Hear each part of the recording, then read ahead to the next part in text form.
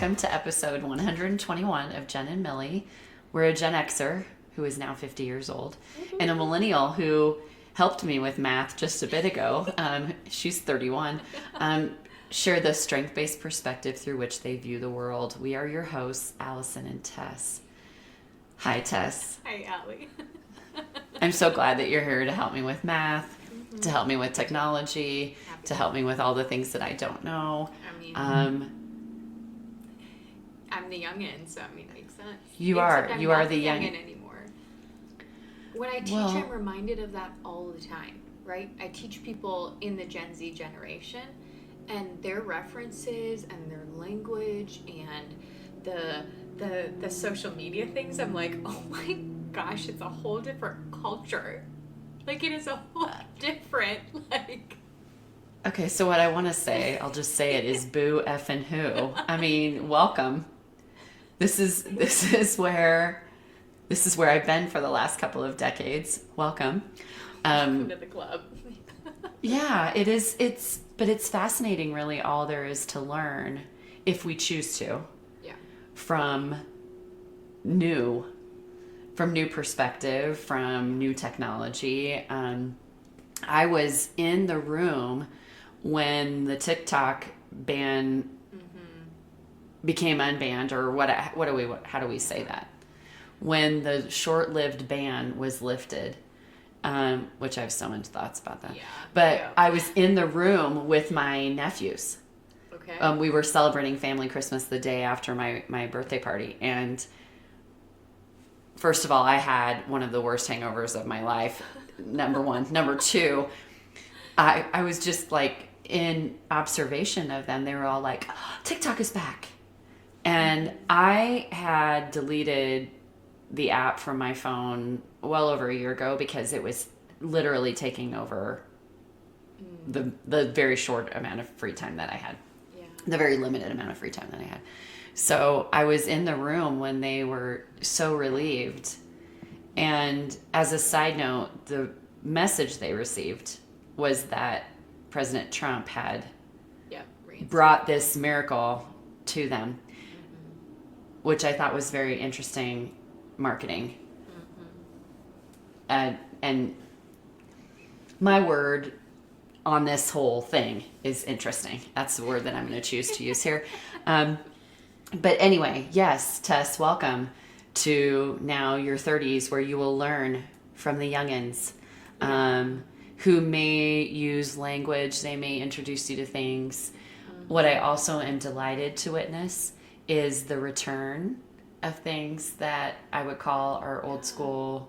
There's some Gen X-y stuff that's happening in the world. Most certainly. So there's this instance that I'll share this because I think it was, us having these conversations and having such like a perspective of like intergenerational differences and things. It was actually last semester and I was teaching, and I did this like, it was a pretty large class. There's about 55 students in the class. So the first day I had them do it's kind of like a virtual poll. Like, you scan a QR code, you respond in your phone, results are up. And so I did like a few like polls, but then I did a few open-ended questions as a part of like the intro to the course. And one of the things that they're I asked a question about like, what are you looking forward to this, about this class, or what do you hope to gain, from our time in this class? And then the other question was like, what are you worried about with this class, or what's going to be challenging? Oh. And I got one of the replies was Elliot, and I was like, what is that? And so I, because of our perspective and knowledge, assumed it was a generational difference thing. I was like, is that some Gen Z slang, Elliot, for something that I don't know about? And they like looked at me and laughed. It was the name of the building that the class is in. And they didn't know that because it's my first time on this campus, and I was given the address as like the building name. I didn't know that it had a particular name, and it was just on such a different side of campus from the rest of the classes that they were just like complaining. What was stressful to them was like getting to the other side of campus on time for class. And I just immediately assumed it was something that was like... I relate to everyone in this story. I relate to every single person in this story. Number one, I would have those worries. Like, Do I know where I'm going? I'm always lost. Number 2, I am the one that usually makes assumptions about the phrase or the word. This is so good. Communication, right? Mm-hmm. Communication and assumptions and getting curious. Also, I love the questions. I had a conversation yesterday with a coaching client, actually, who shared some brilliant knowledge from his grandfather, who was from Ireland. This gentleman had recently gone to Ireland to go through some of his grandfather's things, and he found an index card that his grandpa carried around every day. And there were a series of questions on there and statements, like reminders, brilliant sort of life wisdom. It had me contemplating some of the best questions I've ever been asked. One of them being, if not now, when? That came from my children.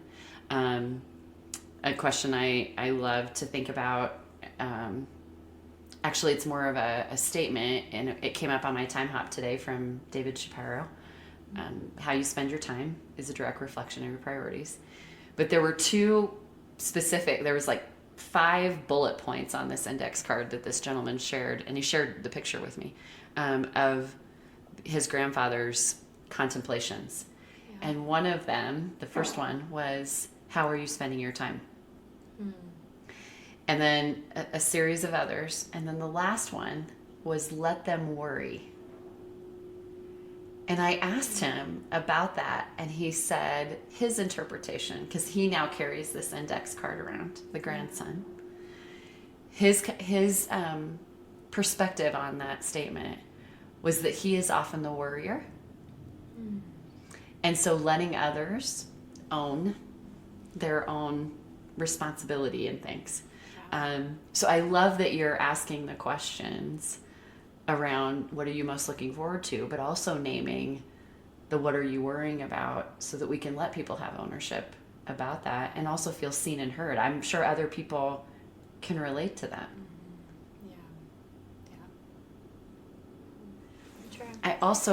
I think what you're doing is something that we practice here, right? What are you looking forward to? And spotting and seeking the good. But something I am learning to be more cognizant about is naming the concern and naming the lesser talents and naming this is hard. Yeah. I don't think I exist in eternal optimism all the time. However, I think there's science that supports the why of what we do. But I think in order for people to get behind that science, they have to be allowed to name the not so great. Yeah, certainly. And I agree with that. And I think it's something that nobody in their cognizant mind after meeting me has ever, described me as an optimist or an eternally positive person. So I think that's what was part of why, like, and maybe I haven't struggled with Gallup's language around strengths and like weaknesses, or like the challenging of this idea of weaknesses. I've simply always just reframed them. Like, if we don't want to use that term, that's fine. Let's just call them our limits or our lesser talents, or let's call them the things that we struggle to do, because we need to acknowledge those things. And part of the reason why we need to acknowledge them is because recognizing them helps liberate us to do the things that we are really good at, right? So we can, delegate those things to people who are good at the things that we're not good at, because everyone's wired differently. So I think I've never quite shied away from that. But I think in our current socio-political reality right now, I think what's been a shift for me in terms of talking about the things that we struggle with is letting it be okay to just sit in that for a bit. Like, just saying, this effing sucks. And just leaving it there. Like, I think and maybe that's the coach in both of us, or maybe that's I know you have higher achiever than I do, but it's up there. I want to create solutions, and I want us to not fix it, right? But I want us to improve it so those things aren't as much of a struggle. And I think right now I've been in a place of it's a struggle, and we're going to put a period on the end of that sentence. we're going to find healthy coping mechanisms to get us through this, and sometimes not healthy coping mechanisms, but sometimes it just effing sucks, and that's where we're going to leave that. Like, we don't need a 5-point strategy plan or a progress improvement plan, or as helpful as those sorts of structures are, sometimes we just need to leave it there and be okay. And then we'll take the period out later. We'll make it into a push pin. We'll take the pin out later, and we'll follow up with where do we go from here. But sometimes, like, we need to implement this sucks, and we're going to leave it at that right now, and almost allow our bodies, our minds, our spirits, our souls to process through the stages of grief. Yes. Yeah. And where's restorative for you? Low 32. Where's positivity? 16. Huh. Well, I mean, we both know it's context. It's strategic. Yeah. It's learner. It's. Yeah. But this is such a timely conversation because I just celebrated my 50th birthday. I have been in this space. Yes, I've been in a massive space of contemplation and thinking and celebrating, and I've felt so celebratory.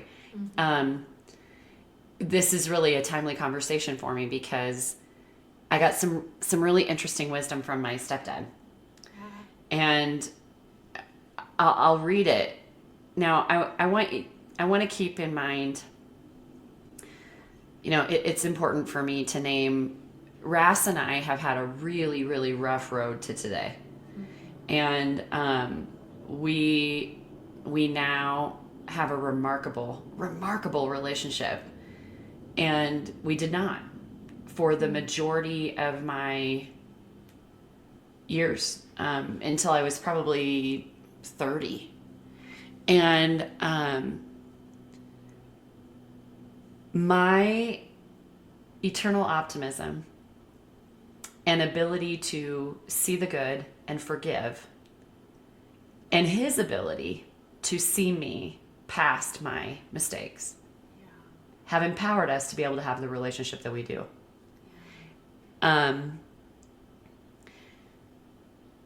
He sent me a text on my birthday. Happy 50th. It was so good to see you on Sunday. You should be very proud of Lauren and Sean. I know that I am. You seem to be so very happy, but I want you to remember that knowing what happiness is also knowing what sadness is. And this is what makes life interesting. Wow. Now, he is hardly the philosopher in our family. So this really struck me. And then I'll add on generational differences. Both my mom and my stepdad believe that LOL means I love you a lot. So every text ends with LOL. So he says, happy 50th, la la la, brilliant wisdom.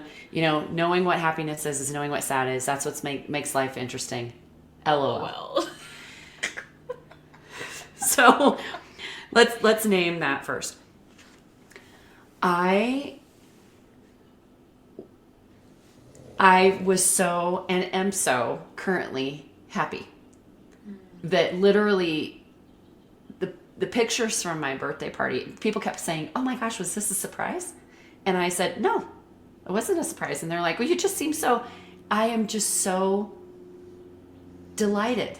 I was so delighted to see people from my childhood and people from college and people from work and people from my current consulting and all these people from my life in one room. And I was just so overjoyed that they would show up for me and gift me time. Yeah. And I mean, I am beaming. I'm just beaming all night long. And I've been beaming lately. And it is not for a lack of awareness that things sometimes suck. And it wasn't that long ago that things really sucked for me. Yeah. And I think maybe it's that realization that there's growth in that dark space. Being at 50, I love that we can hear George snoring. I'm sorry, yeah. No, I love it because George on my lap. You got the planes in your background. You're just here. I know, and I am like, are you kidding me? Flight patterns, like what in the hell is going on today? That it's just a constant plane. It's never when I'm, like yesterday I had 2 calls. Very quiet flight pattern. Today, now it's going to be loud. It is not lost on me that the last decade, 40 to 50, is some of the most significant growth of my life. Yeah. And through really, really difficult times. Yeah. I believe that my love of this language, the science of positive psychology, the work that I do, is because I need it. I needed it at the darkest of times. And I had people who, even when I was at my worst and performing at my worst, said, I see you, I believe in you, do more of what you do well. Yeah. And it wasn't for lack of acknowledgement of the crap. It was more of an appreciation for the potential I had to be better and to grow. And so I think having a civil engineer in my life has given me great perspective. And I think sometimes he thinks I walk around with a lens of fluff. I just see the good and I look for the good and I know what's right about people and I pay close attention to it. And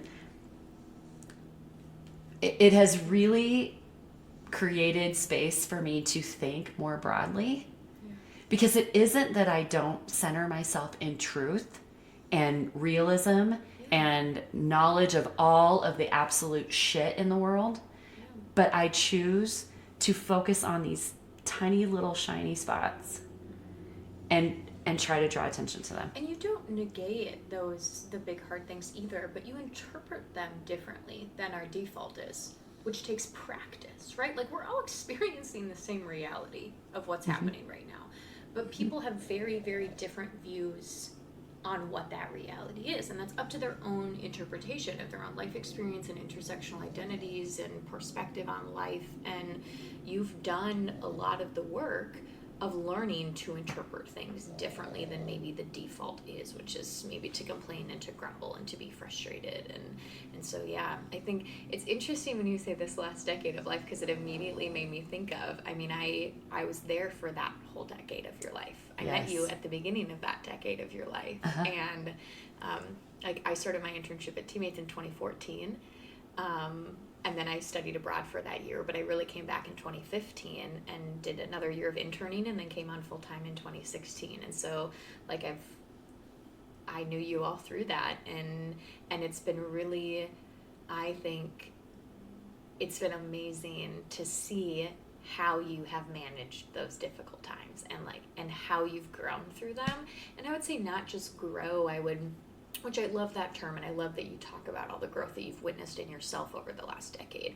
But I would say, I think how I would interpret how you've responded to hard times based on what I've witnessed is you practicing what you preach and you applying things that you believe in, you living your values, even when it would be easier not to. Like you deciding that you're going to show up authentically, you deciding that you're going to take this path, you deciding you're going to communicate. Like, I mean, I think about all of like the big, major, hard things, like saying the word divorce, right? How you handled that, right? How you handled a move, how you handled multiple position, changes within an organization, leaving the organization, right? Starting out on your own, like all of these things individually, stressful, hard, difficult, warranted, unwarranted, chosen, not chosen realities in your life, and you've chosen through all of that to respond and react in ways that live your values, and one of your values happens to be growth, and that's why you're noticing and you're seeing those things. Yeah. Well, and it also made me think of our beginning with Genn and Millie, and even the Bitmoji. Yeah. That's me with my jazz hands and big smile, and you kind of half eye roll, sort of bringing me down to the level of, not down, but bringing me, being a complimentary partner to me. Yeah.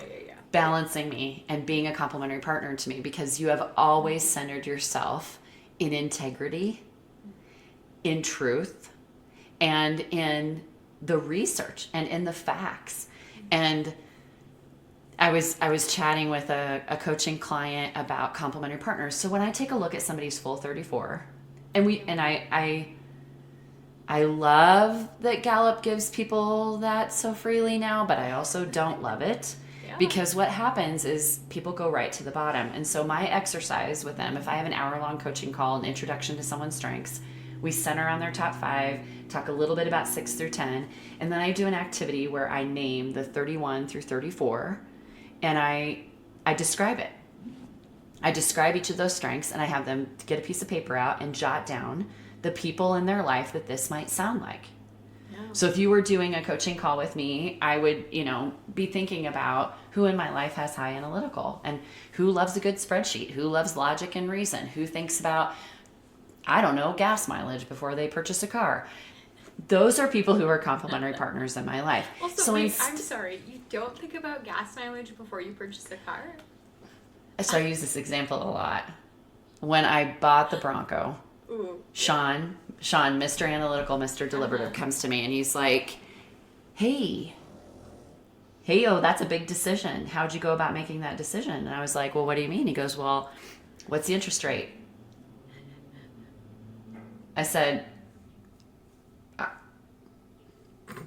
don't really know. He goes, what's the gas mileage? I said, not sure. He goes, is it all-wheel drive? I said, I think.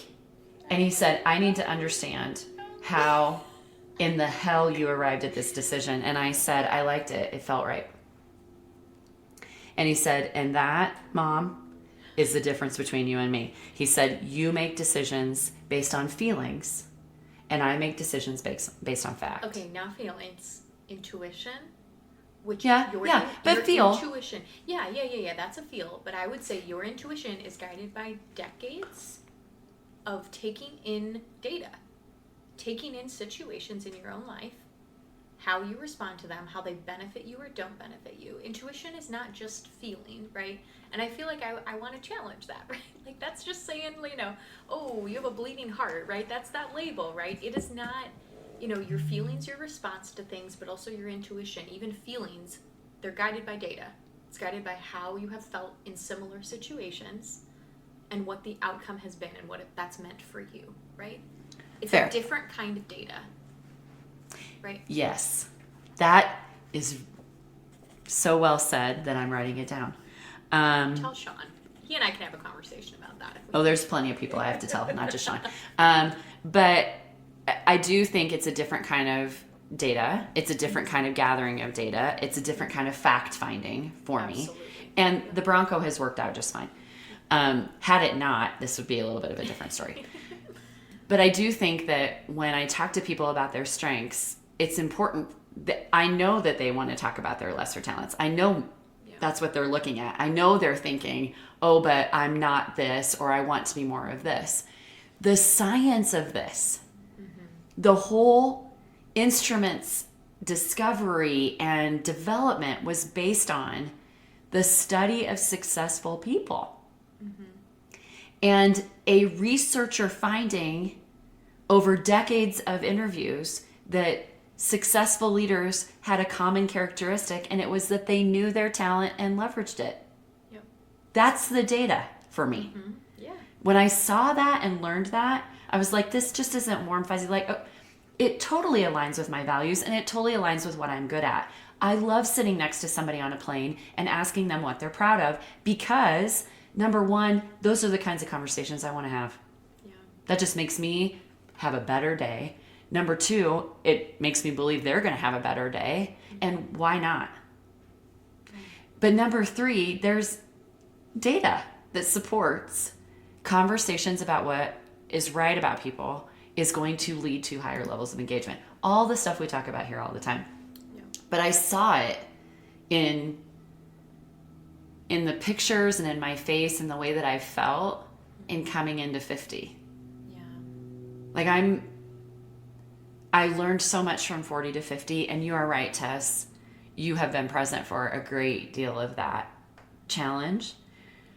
As you were talking about the questions that you ask students, I just can't imagine what a gift it is to be in your classroom. Oh my gosh. Like, you're so sweet. I mean, I just want to, like, how can you fit me in?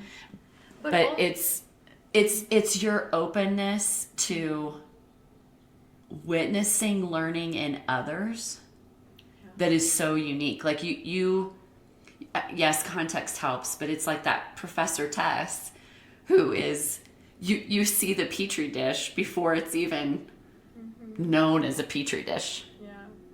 Like you know the container is going to be a learning container before any of the rest of us do because of that context. And that strategic.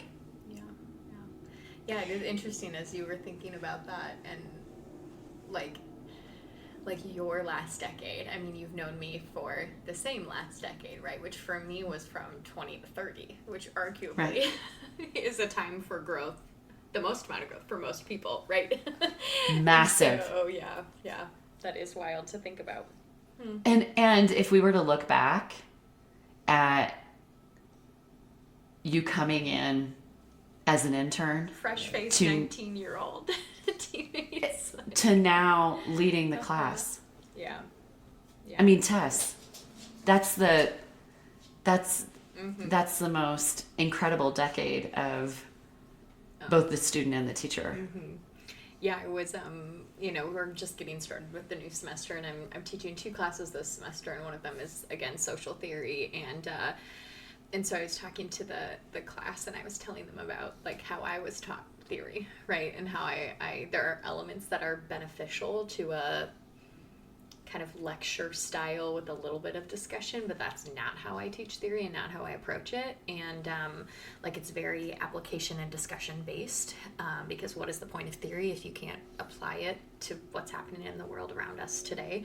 And so, but it made me think, like, immediately, like, physically, not literally physically, but like mentally, viscerally, like I went back to like the college classroom in Creighton Hall on campus where like I took my first social theory class, and yeah, it is wild. And that would have been a little over 10 years ago now.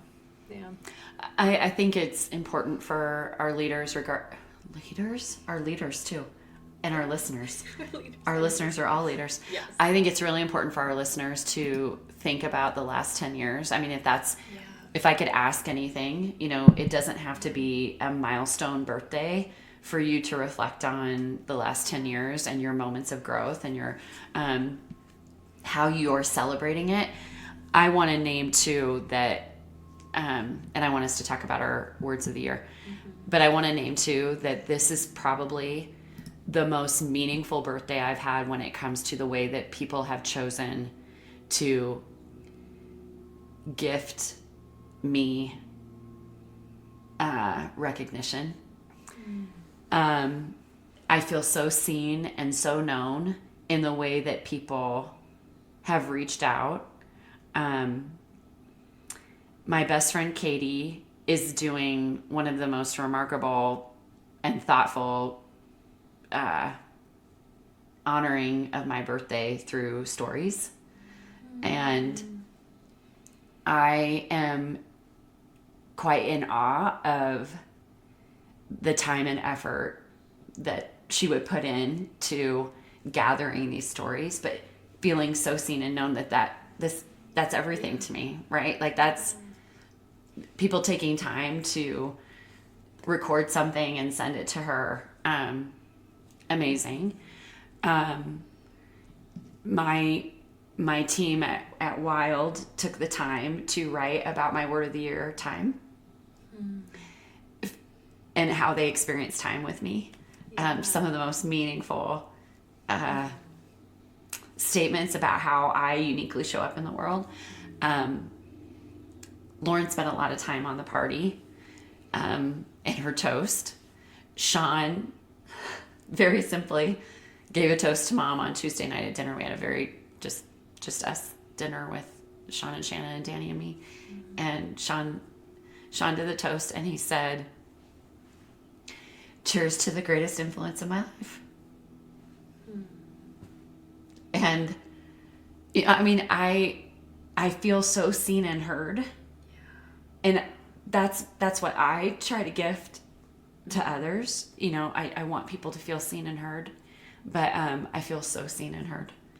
And so to the many of you, including you, Tess, who have taken time to help me feel seen and heard, I don't even know how to express the gratitude that I feel. And I think that's also part of the beaming that has happened, is just to feel really known. Yeah. It's the word that was sticking with me about this. Yeah, people know you. They know what matters to you. Yeah. So a big thank you to those who are listening, who have each of you contributed in your own very unique ways. It has been really remarkable. Yeah. I love that. So you brought up one of the big things that we wanted to talk about today. As listeners know, we both of us have a years-long practice of picking a word of the year, which is kind of an intention or a hope or a manifestation of what we want to see in the year to come. So tell me about time, Allie.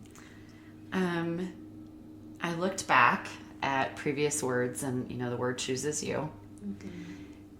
Wild to look back since 2014. Crazy wild. I think this year, a milestone birthday, but also I have been just deeply reminded of the fragility of life as of late, and the measurement of how we mark, the big moments. So the word time had just been coming up and coming up and coming up, and it continues to come up and come up, just like yesterday, to receive this beautiful, index card of wisdom from a Irish gentleman who I was never lucky enough to meet, but now get to hold that wisdom. How are you spending your time? And I want to be more intentional about it. I'm reading a book about time management for mortals. It's certainly not about how to plan, Sunday meals so that you have, lunches throughout the week, or what calendar app to use. It's more about how do you measure what matters most, and how do you ensure that you gift your time wisely. And it's not that I feel like I've wasted time. I'm just more aware of it and want to be more intentional about how I spend it. And sometimes that includes holding up and being alone. And sometimes that includes celebrating big. I have kind of lost sight of writing. I've been so busy doing so much great shit that I love that I feel so fulfilled, where I think writing over the years was a side thing that made me feel more in my purpose and fulfilled. I feel so fulfilled and in my purpose every day with the work that I'm doing. And I get to speak as a form of communication, and I get to have these really meaningful conversations where I get to listen. So I haven't been using the writing part of my communication superpower as much, and I want to spend more time doing that for me.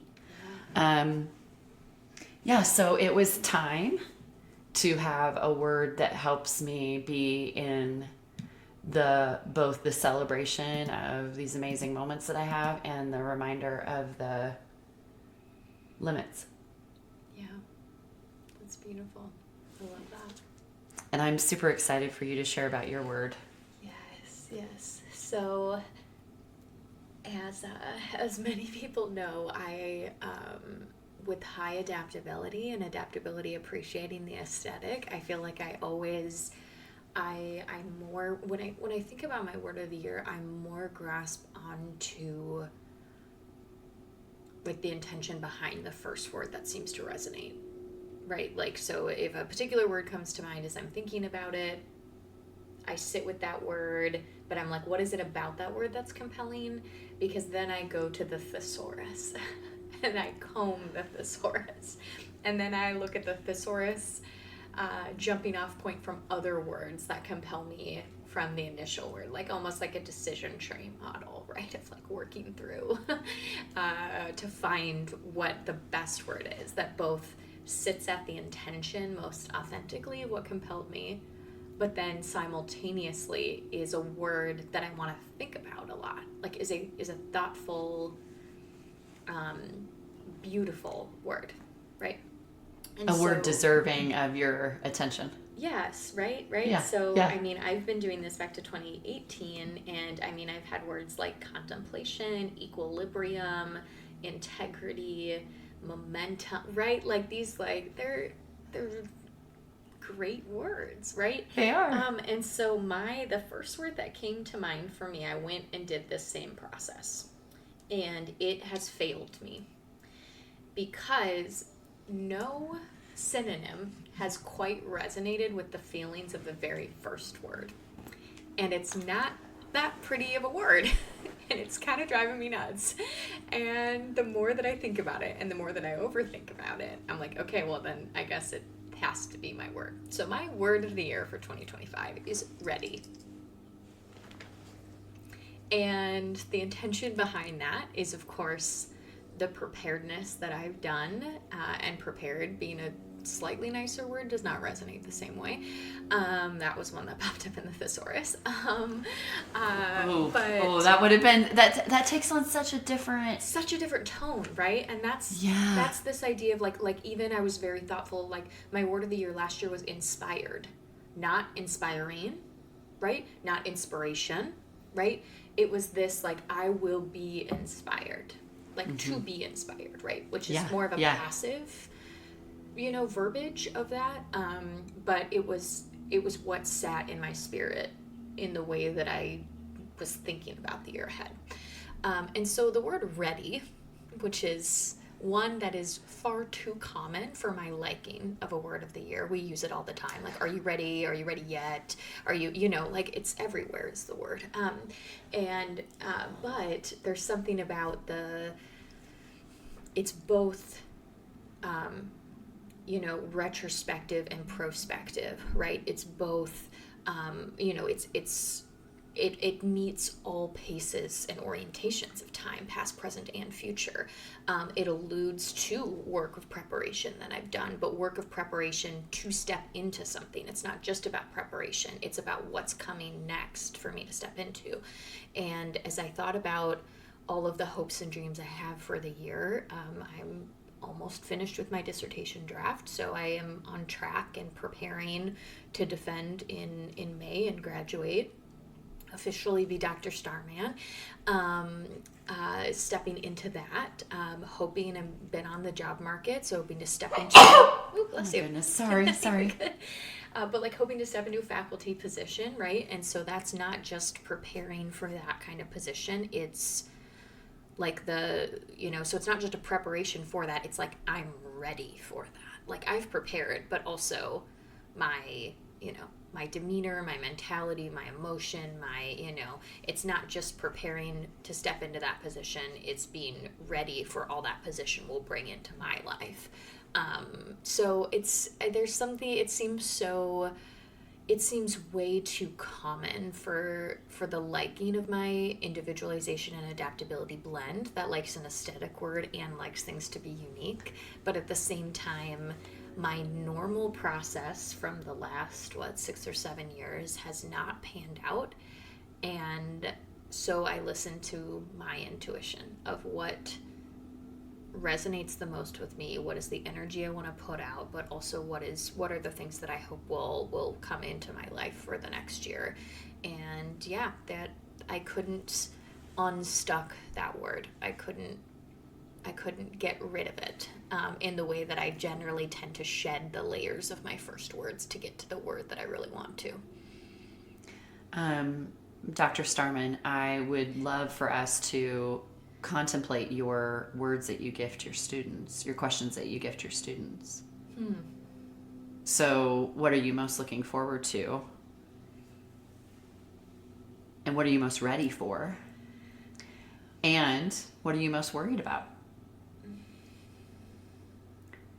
Now I'm going to, while you're thinking, I'm going to push a little bit on ready not being unique enough, because I think it's a fantastic word. You can put, so think of all the punctuation you can put after ready. Yeah, you're right. Ready, semicolon. Ready? Question mark. Ready! Exclamation point. Ready, period. Ready, hyphen. Yeah. There's just so many tones and uniqueness that word brings. And it also is, as you said, past, present, future. You have all of the experience and knowledge and wisdom and growth and learning from the past that says, yes, I am. Yeah. You have the present that says, and I will show you that you are. And you have the future that helps you think about and be excited about, I hope, all of the things that you're not even aware yet that you're ready for. Yeah. And it actually is, it's really interesting now that you say it, because as I was looking back here at my words of the year, my very first word of the year was waiting well, which I know is 2 words, but it was a year of discernment, and it is the year that I decided I wanted to pursue a PhD, which was, then 3 years before I actually started it, but I spent the next, or 2.5 years, I spent the next 2.5 years preparing for it, working towards it, getting myself ready. But it was in that year that I decided that this is something that I want to do, and oriented then my life to the pursuit of that dream. And so to be now at this bookend of, I have spent so long, 9 years of my life preparing for this, planning for this, dreaming for this, to be so close to getting it is wild. It's just, it's like every day, it's like I think about like coming from a family where nobody has pursued this kind of level of education. Like, my parents are working class people, right? So to be like, I'm about to graduate with my doctorate, like with my PhD, and hopefully stepping into a faculty position of like, somebody's going to be, I mean, I'm called professor now, but like somebody's going to call me doctor, somebody's going to call me professor, and that's going to be my title, it's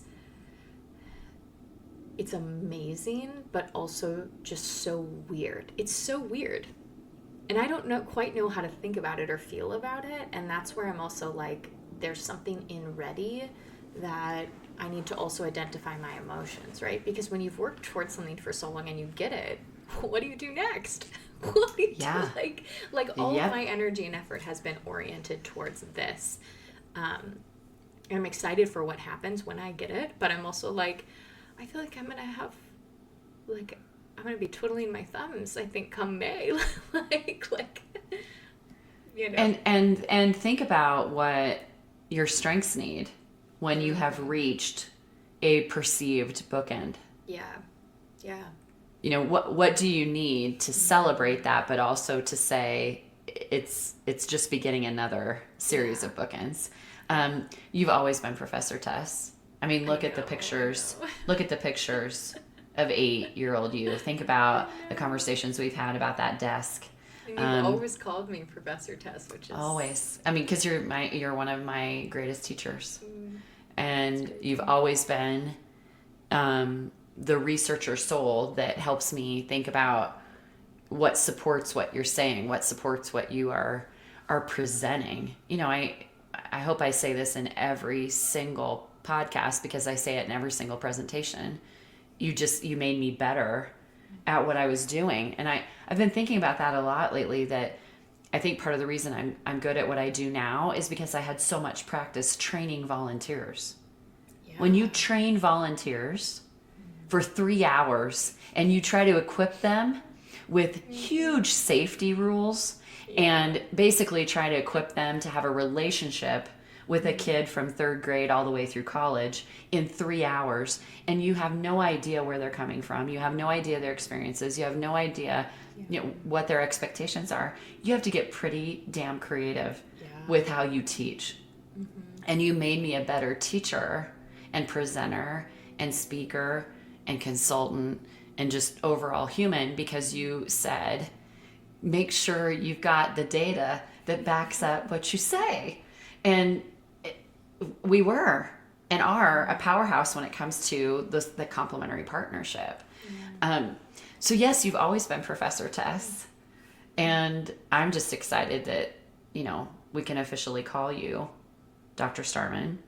I know putting you on the spot on what you're most looking forward to and also what you're worried about is not fair. But I do think it's a question that we could put in the ether to our listeners. We're still in the new year. I think there's a lot to worry about in the current space of the world. And I try not to stay there too long, because I want to make sure that I carry out what was left to me from Shane about hope and about, how important it is to, to ask people what's one thing that you're looking forward to. But in looking back at my words of the year, which I just pulled up, wow. Yeah. 2014 was love. 2015 was release. 2016 was give. 2017 was my weirdest word, which was hygge, which was all about being cozy. And man, did I take that on. That was a cozy year. 2018 was present.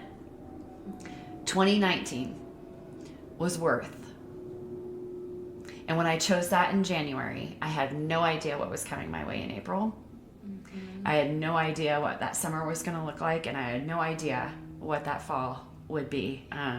2020 was choice. And in October of that year, I chose to move. 2021 was muse.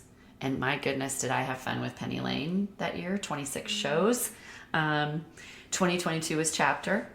I did a lot of writing. 2023 was define, and that was when I started to really define what was next for me. 2024 was direction. And here I am in time. So I think it's fun for us to look back and think of how the word does choose you, and how the word forms a lot of these guideposts. It also, for somebody who's 50 and has a hard time with memory, it helps me remember what happened in that year. Yeah, for sure. It helps me have a framework that says, yeah, and that happened, and that happened, and that happened. That's good. I like that.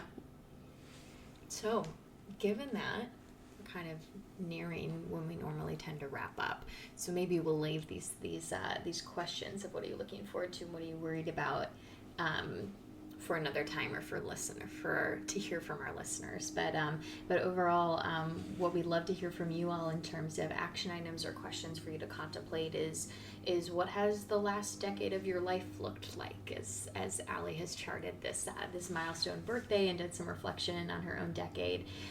What has life looked like? Where has there been growth? What do the last 10 years look like for you? Next is, if you have a word of the year, we love to hear them. We always love to hear people's words of the year, and what, or an intention of the year, a goal, anything, however you kind of think about a new calendar year. And then finally, what are you looking forward to, and what are you worried about? Anything else you'd add, Allie? I think those are great questions, and so great to be back in this space. This is time well spent. Yeah. Always, Tess. Whether you and I are the only ones that hear this conversation, or anyone gleans anything from it, this is time well spent. And we really struggled last year to find it. I am consistently grateful for this space and this container and this time. Me too. Well, with that being said, thank you everyone for tuning in to episode 121 of Genn and Millie. If you enjoyed today's conversation, consider sharing this episode with a friend. To interact with us and share your responses to the questions we posed, best way to do that is by giving us a follow on Instagram at Genn and Millie. That's at GENNANDMILLIE. Until next time.